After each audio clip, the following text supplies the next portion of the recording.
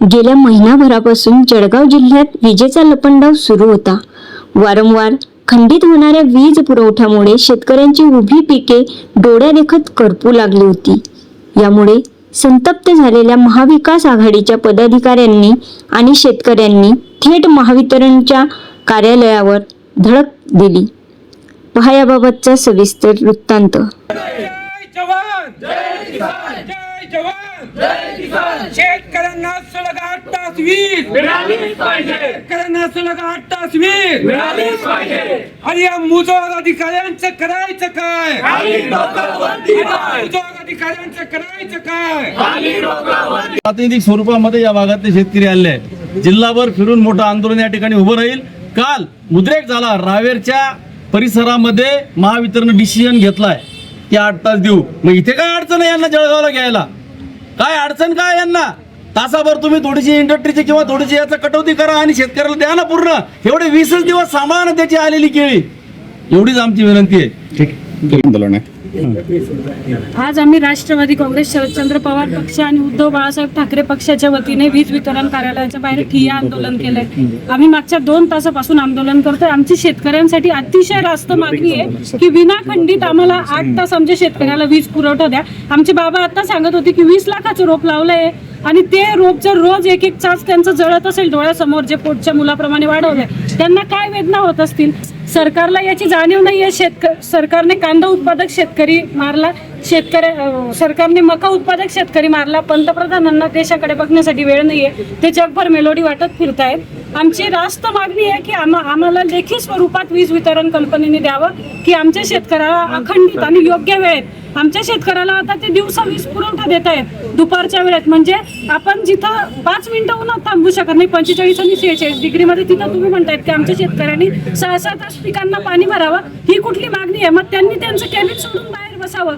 2 तास ते बसू शकत असतील तर आमचं शेतकरी पाणी भरेल 6-7-8 तास इथं। त्याच्यामुळे आमची मागणी आहे की आमच्या शेतकऱ्याला रात्री नाहीतर सकाळी लवकर त्याच्या सोयीनुसार वीज देण्यात यावी।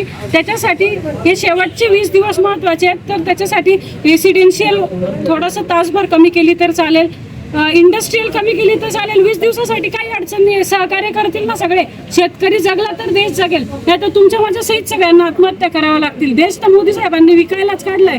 आज आम्ही फडणवीस सरकारचा, भाजप आणि महायुती सरकारचा या निमित्ताने निषेध करतोय। अतिशय वजनदार असे 4 मंत्री आहेत, 1 केंद्रीय मंत्री, 3 कॅबिनेट मंत्री असताना जर शेतकऱ्याची ही अवस्था असेल, शेतकऱ्यांना गळफास घ्यावा लागत असेल, तर त्या मंत्रिपदाचं आम्हाला काय करायचंय? ते मंत्रिपद काय लाल दिवा वाटून मिरवायला ठेवायचे आहेत का? याचं उत्तर सुद्धा आम्हाला या निमित्ताने पाहिजे। आम्हाला जर का लेखी स्वरूपात याचं उत्तर मिळालं नाही तर आम्हाला इथे आज दिवसभर बसावं लागलं तरी चालेल। आम्ही आमच्या शेतकऱ्यासाठी इथं बसायला तयार आहे। साहेब, आम्ही हा गळफास याच्यासाठी आणलेला आहे की माझा जळगाव जिल्ह्यातील शेतकरी मरण्याच्या दारावर उभा आहे आणि त्याचं एकमेव कारण म्हणजे हे जे वीज वितरण कंपनी आहे त्याला जबाबदार आहे। कारण की वीज वितरण कंपनीने आधी शेतकऱ्याला 10 तास वीज पुरवठा होत होता, त्याच्यामध्ये 2 तासानं कपात झाली, कपात 8 तासावर आली, 8 तासाची परत 2 तास कपात केली, 6 तासावर आली आणि 6 तासाची कपात झाल्यानंतर सुद्धा वीज पुरवठा सुरळीत मिळत नाही माझ्या शेतकरी बांधवाला। अहो, मला त्यांना सांगायचं आहे, माझा कोणता शेतकरी बांधव किंवा आम्ही घरून कायदे केलेले नाहीत।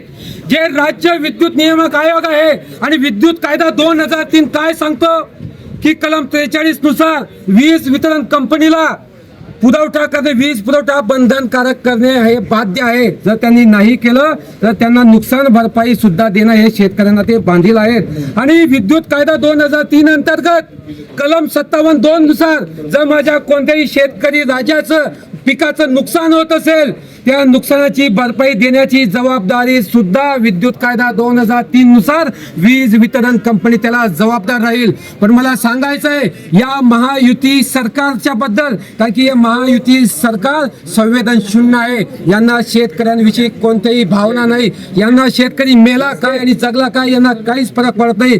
हे फक्त AC मध्ये बसणारं सरकार आहे आणि त्याहून हे जे वीज वितरण कंपनीचे अधिकारी आहे हे सुद्धा AC मध्ये बसून सांगतात ते आमचे साहेब तिकडे गेले इकडे गेले, पण माझं शेतकरी बांधव इथे उन्हामध्ये 2 तासापासून ठिय्या मांडतोय.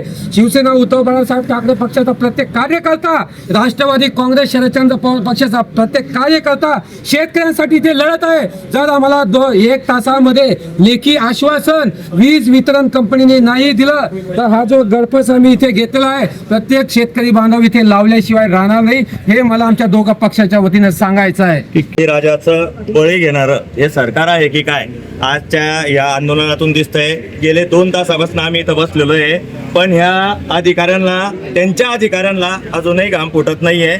आमच्या शेतकरी बांधवांनी इथं फास लावण्याचा सुद्धा प्रयत्न केला, पण त्यांना त्याचं काही पडलेलं नाही आहे. आणि सर्वात महत्त्वाची गोष्ट, या आपल्या कॅमेऱ्याच्या माध्यमातून सांगतो, आपल्या जळगावचे 4 मंत्री आहेत, आमदार आहेत, ते सगळे विधान परिषदेच्या निवडणुकीमध्ये गुंतलेले आहेत. माझ्या मुलाला तिकीट भेटेल का, माझ्या सुनाला भेटेल का, माझ्या मुलीला भेटेल का, यांना शेतकऱ्यांची काही घेणं देणं नाही.